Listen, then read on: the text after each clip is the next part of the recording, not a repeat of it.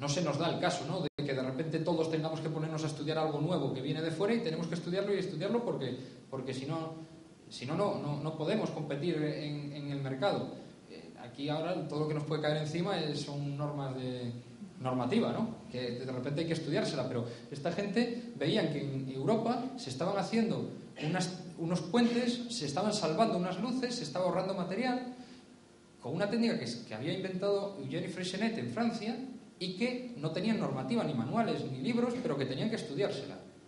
Y Fernández Casado, en Sidesa y posteriormente en la calle Aragó, se lanza a su estudio, y Eduardo Torroja se lanza al estudio de esta técnica, ¿no?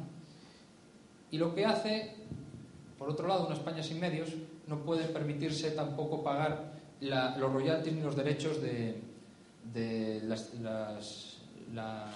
las patentes de Freixenet. Así que Torroja idea un sistema, pero lo idea desde la teoría, y se lo comenta Barredo: necesitaría que inventaras un gato. El gato es esto. Este es el gato de tesado, es el aparato con el que se tesan los alambres o los cables trenzados en el caso de las vigas postesadas. Necesito que me inventes un aparato que pueda tirar de tres alambres en lugar de 12, como tira el de Freixenet. Y para eso, pues Barredo, que es un hombre práctico, es un hombre que inventa, que siempre está dándole vueltas ahí en su fábrica de San Fernando de Henares, pues inventa este artilugio, que tenéis un original al principio de la exposición, que es un gato con 3 parejas de émbolos, 2 a 2, cada 2 émbolos ejercen una presión por independiente para transmitir la tensión a los alambres, y posteriormente lo que yo con los críos pongo con los botones, es decir, las cuñas, porque esto lo tesas, pero al final tienes que retener la tensión en algún punto, pues son las cuñas de anclaje. Es decir, una cuña por un lado suele ser pasiva, en otras ocasiones no, pero lo normal es dejar pasivo de un lado, tesar por el otro, y una cuña macho entra contra una hembra aplastando estos 3 alambres, o 12, o el juego que sea en su caso, y por pura mecánica eso ya no se mueve. Esta es la publicidad de época. Este es el empeño y las necesidades que les lleva a utilizar estas técnicas incluso para lo más insospechado. Están botando aquí la Cabria María Luisa, que es una grúa para el puerto de Coruña hecha en hormigón pretensado y flotado. Y estas son las piezas del Centro de Estudios Hidrográficos, las dovelas. Voy a explicar aquí, que dije que lo iba a hacer antes, la diferencia entre el hormigón pretensado y el postesado. Realmente la técnica es la misma, son hermanas. La única diferencia reside en que el pretensado, la tensión se aplica antes a los cables, y por tanto estos cables tienen que estar rectos, y luego se hormigona, y una vez alcanzado un nivel de fraguado se cortan en los extremos y se genera la compresión, porque el objetivo final del hormigón pretensado, o de aplicar un pretensado, es intentar que toda la sección, o el 100% o lo máximo posible, trabaje a compresión, que es como trabajan bien las vigas de hormigón. Y esto, en el caso de las postesadas, que son todas estas, se hace al revés, es decir, primero se hace la pieza, se le dejan pasantes unas vainas, y luego, ya hormigonada, se le pasan los cables, se tesan y se anclan en los extremos con las cuñas. ¿Qué beneficio tiene esto? Pues que se le puede dar la trayectoria que convenga por cálculo a los alambres o a los cables, y no tiene por qué ser rectas. En el caso del Centro de Estudios Hidrográficos no fueron rectas, porque era tal el peso de estas piezas y era tal la luz a salvar que tenía que tesarse con una trayectoria parabólica. Y por eso veréis que en estas piezas los agujeros van en puntos distintos, porque se corresponden con dovelas que van en la misma viga y son más bajas, claro, a medida que vas al eje, al centro de la viga. Esto genera un problema de prefabricación.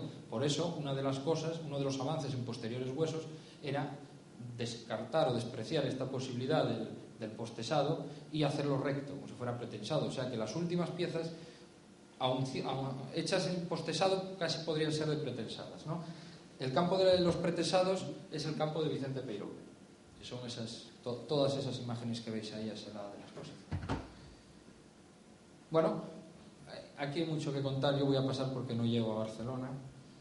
Entonces, bueno, pues moldes pesadísimos de hierro. Son los primeros escarceos.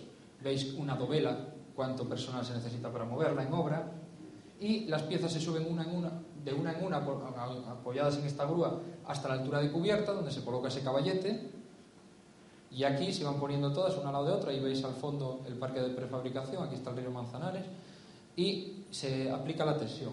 La última dovela, son todas iguales, la última es una dovela que es plana por abajo para apoyarse en el muro, son vigas apoyadas, y ahí se meten las cuñas y de los anclajes. Se dejan unas esperas y la última pieza se atornilla y hace de gárgola para la evacuación del agua, porque en realidad son toda una secuencia de canalones que cuando llegan al extremo caen y no tienen bajantes. Y veis que la pieza de cabeza no se ve el armado, no se ve la cuña. En este caso, voy a hacer aquí un rápido paréntesis.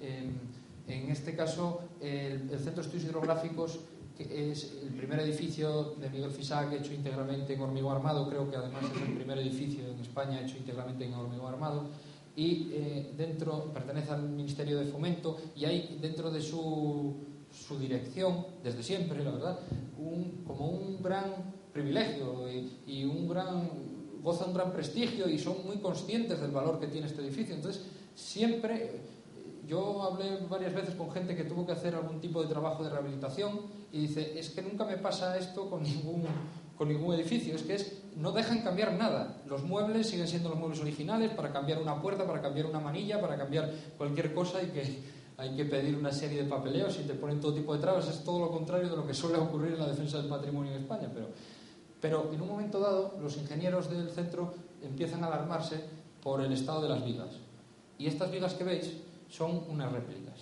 Entonces encargan al VISA la rehabilitación de esto, pero poniéndoles como condición que no podía alterarse el funcionamiento, ni la forma, ni mucho menos la entrada de luz. O sea que prácticamente tenía que hacer una réplica, un estudio económico, además era una obra que tenía que hacerse en un mes, en el mes de agosto, y llegan a la conclusión de que la única posibilidad era hacer una viga continua, pretensada, pero ya no hecha por dovelas.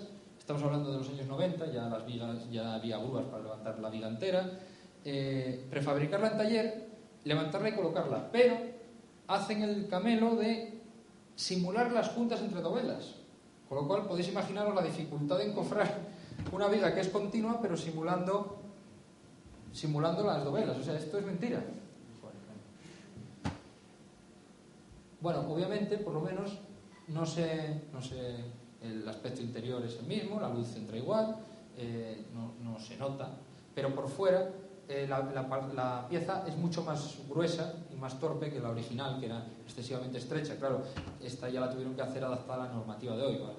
No hace falta ya os podéis imaginar, estas vigas a día de hoy no cumplen los recubrimientos necesarios, ¿no? Bueno, son imágenes del Centro de Estudios Hidrográficos a día de hoy, este interior impresionante de la nave de modelos. Y esta es la viga hueca que había patentado Vicente Peiró, que ya la tenía metida en el mercado, que ya tenía su patente vendida y ya trabajaba con diferentes empresas estratégicamente en España, en Vitoria, en Coruña, en Madrid, en Valencia, en Barcelona, Butsems, Cámara en Valladolid, Cámara también en Vigo, ¿no?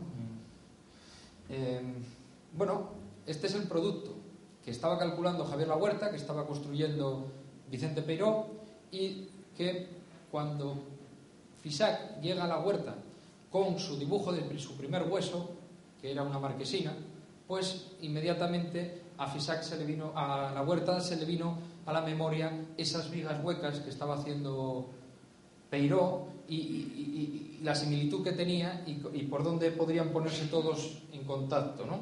Y ahí es donde empieza este trío a funcionar. Esta es la patente, se explica claramente con sus dibujos, ¿no? Es una patente. Peiró puede hacer esto, es decir, puede hacer una viga hueca con la forma que sea. Fisac será el que diga la forma que le conviene a él. Y estas son los prontuarios de época. Bueno, siempre se repite lo mismo, ¿no? Esta es la pieza Valladolid y todo su estudio.